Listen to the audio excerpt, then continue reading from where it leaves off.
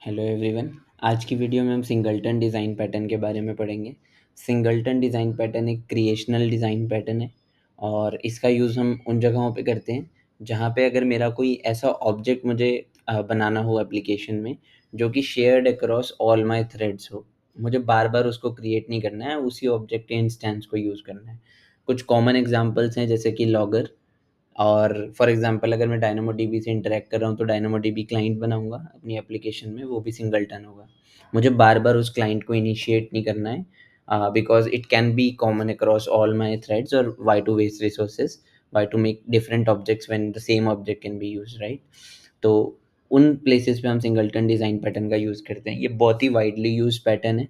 हर application जिसमें कुछ database है या फिर लॉगिंग है, वो सब इस डिज़ाइन पैटर्न का इस्तेमाल करते हैं।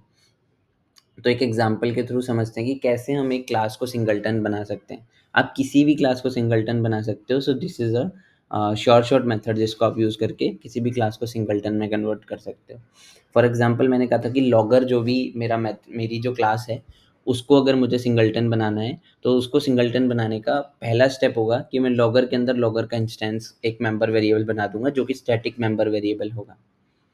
तो द फर्स्ट इज़ कि अगर लॉगर क्लास है तो लॉगर का ही एक मेंबर वेरिएबल बना दो। एक मेंबर वेरिएबल जिसका टाइप लॉगर होगा और स्टैटिक बेसिकली उसका स्पेसिफायर होगा। तो यहाँ पे हमने एक इंस्टेंस डिफाइन कर दिया उसी क्लास का उसी के अंदर।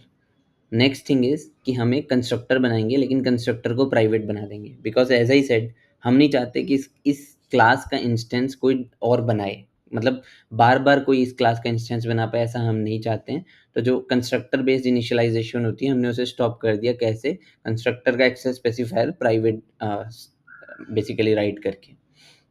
तो अब कोई भी इसका इंस्टेंस नहीं बना सकता सिवाय इस क्लास के खुद के बनाने से because the access modifier is private, right?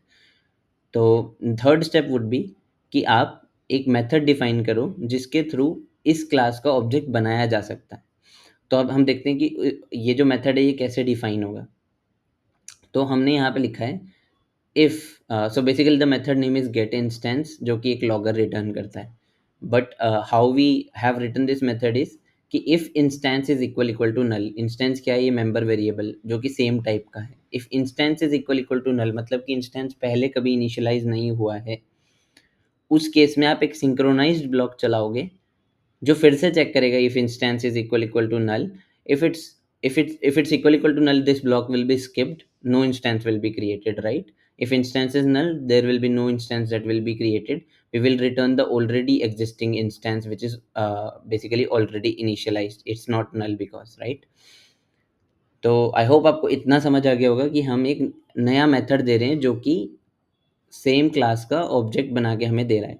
और बना के कब दे रहा है? जब उस क्लास का ऑब्जेक्ट ऑलरेडी इनिशियलाइज नहीं है।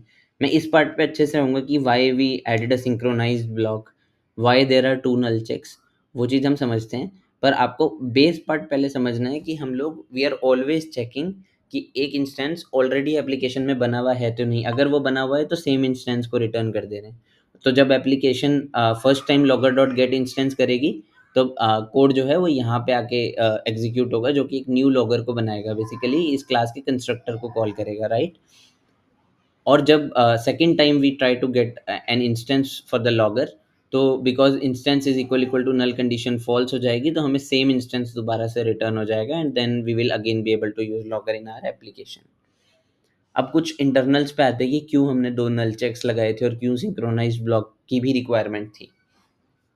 सिंक्रोनाइज ब्लॉक की रिक्वायरमेंट तो इसलिए है because we want it to be thread safe. Multiple threads एक बार में इसका इंस्टेंस बनाने की कोशिश कर सकती हैं। We don't want that.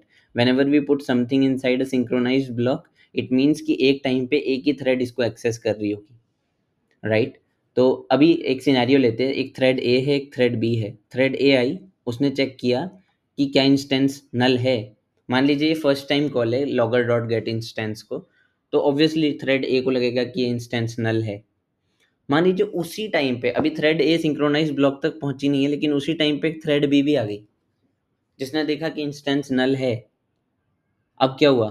Thread ए भी इस इफ ब्लॉक के अंदर आ गई, थ्रेड बी भी इस ब्लॉक के अंदर आ गई। बट बिकॉज सिंक्रोनाइज ब्लॉक तो एक टाइम पे एक ही थ्रेड को जाने देगा because this is thread safe code, right? एक टाइम पे एक ही थ्रेड इस पे लॉक बना पाएगी और इसके अंदर जा पाएगी। तो क्या होगा, मान लीजिए थ्रेड ए यहाँ पे इसके अंदर चली गई। नाउ थ्रेड ए चेक्स की इंस्टेंस नल है, हाँ नल है, और फिर एक इंस्टेंस का न्यू लॉगर बना देती है। But if you see, thread B already instance को रीड कर चुकी है। After thread A executes the synchronize block, और फिर वो इस ब्लॉक से बाहर जाती है, तो क्या होगा, तो basically thread B just after thread A इसी ब्लॉक में एंटर करेगी।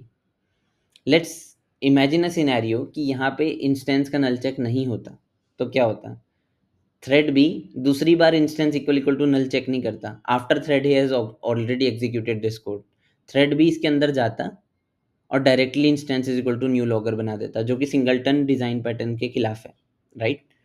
सिंगलटन डिज़ाइन पैटर्न क्या कहते हैं, मैं एक ही बार इनिशियलाइज करूँगा। तो आई थिंक इस एग्जांपल से आप समझ गए कि क्यों मुझे दो बार instance equal equal to null को चेक करना पड़ा।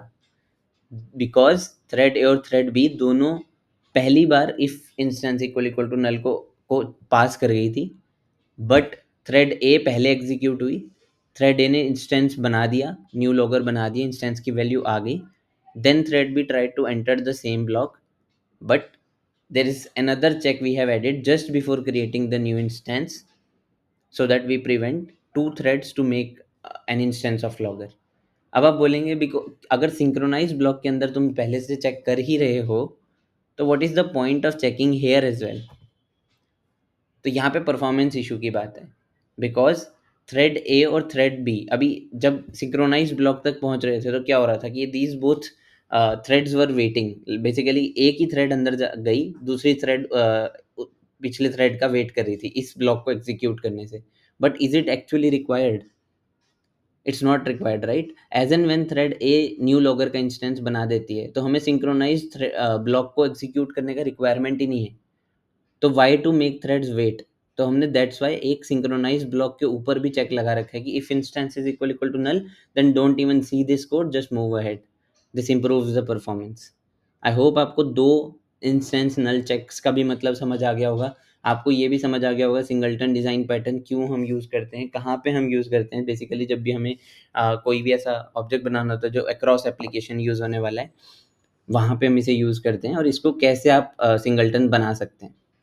नाउ जब आप अगर आप अपनी प्रोडक्शन एप्लीकेशंस का कोड देखेंगे, तो आपको ऐसा कुछ भी इम्प्लीमेंट किया हुआ नहीं मिलेगा, because there are libraries like Lombok, there are different libraries which are simplifying the creation of boiler plate code.